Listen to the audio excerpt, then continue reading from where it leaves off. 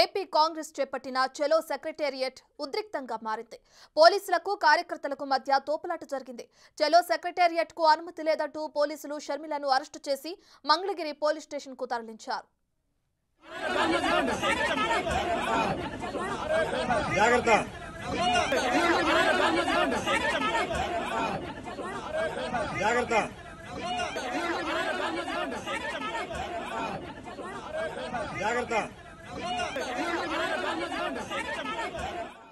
వైఎస్ఆర్ బిడ్డ పోరాటం చేసేది నిరుద్యోగుల కోసమేనన్నారు ఏపీసీసీ చీఫ్ షర్మిల. సచివాలయంలో వినతి పత్రం ఇవ్వడానికి వస్తే పోలీసులు ఈడ్చి పారేశారని ఆగ్రహం వ్యక్తం చేశారు. ఈ ఘటనతో వైఎస్ఆర్ ఆత్మ క్షోభిస్తుందని, అమ్మ బాధపడుతుందన్నారు.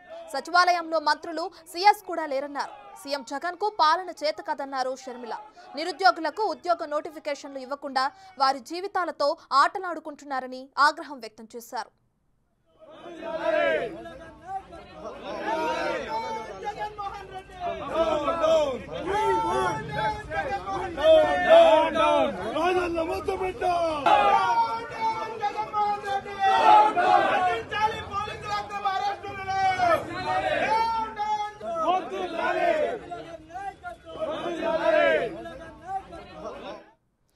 రైట్, ఇక అటు ఏపీలో ఏపీసీసీ చీఫ్ షర్మిల చేపట్టిన చలో సెక్రటేరియట్ కార్యక్రమం ఉద్రిక్తంగా మారింది. అక్కడ పోలీసులకు కార్యకర్తలకు జరిగిన తోపులాటలో షర్మిలను పోలీసులు అరెస్టు చేశారు. దీనికి సంబంధించి మరింత సమాచారాన్ని మా ప్రతినిధి శివ అందిస్తారు.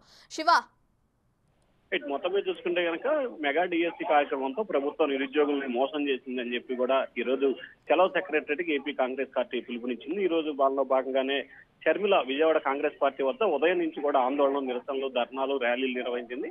ఆ తర్వాత అక్కడి నుంచి కూడా ఆమె కరకట్ట వైపు నుంచి కూడా సెక్రటరీకి వెళ్లే ప్రయత్నం చేసింది. ఈ నేపథ్యంలో ఎత్తిపోతల లిఫ్ట్ ఇరిగేషన్ సమీపంలో కూడా పోలీసులు ఆమెను అడ్డుకున్నారు. కార్యకర్తలకి, పోలీసులకి తీవ్రస్థాయిలో వాగ్వివాదం జరిగింది. ఒక దశలో షర్మిల ప్రధానికి స్వల్పం కూడా గాయాలైన పరిస్థితి కనిపించింది. తీవ్ర ఉద్రిక్తత మధ్య షర్మిలని పోలీసు వాహనంలోకి ఎక్కించి అక్కడి నుంచి అరెస్ట్ చేసి మంగళగిరి పోలీస్ స్టేషన్ తరలించారు. ఇప్పటికే మంగళగిరి పోలీస్ స్టేషన్ వద్ద కాంగ్రెస్ పార్టీ నేతలు, కార్యకర్తలు భారీ స్థాయిలో కూడా చేరుకొని పోలీసులకు వ్యతిరేకంగా నినాదాలు, ఆందోళన చేస్తున్నారు. అక్కడ కొంత ఉద్రిక్తత పరిస్థితి చోటు చేసుకుంది. అయితే మరి కొద్దిసేపట్లోనే షర్మిలని అక్కడి నుంచి వ్యక్తిగత పూచీకత్తుపై విడుదల చేసి హైదరాబాద్ పంపించే ఆలోచన కూడా పోలీసులు చేస్తున్నట్టు కూడా తెలుస్తా ఉంది.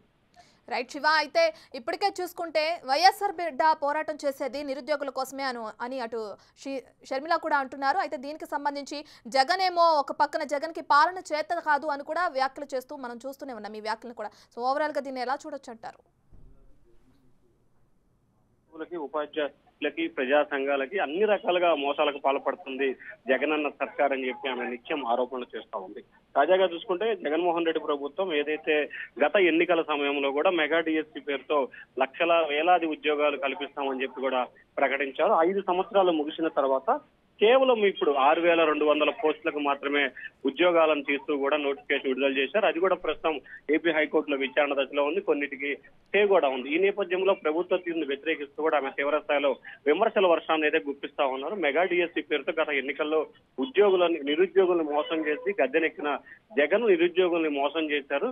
దాదాపుగా వేల సంఖ్యలో పోస్టులు ఖాళీగా ఉంటే వందల సంఖ్యలోనే నోటిఫికేషన్ ఇచ్చారు. అది కూడా న్యాయస్థానాల్లో అడ్డుకునే ప్రయత్నాలు మీరే చేస్తున్నారని చెప్పి కూడా తీవ్ర స్థాయిలో అయితే ఆమె విమర్శల వర్షాన్ని గుప్పించారు. కనీసం రాజన్న బిడ్డగా చెప్పుకుంటూ పరిపాలన చేయడం చేత కాదు, ఎక్కడా కూడా రాజశేఖర రెడ్డి ఆశయాల్ని కొనసాగించడంలో జగన్ పూర్తి స్థాయిలో విఫలమయ్యారని చెప్పి కూడా షర్మిల ఆరోపిస్తా ఉంది.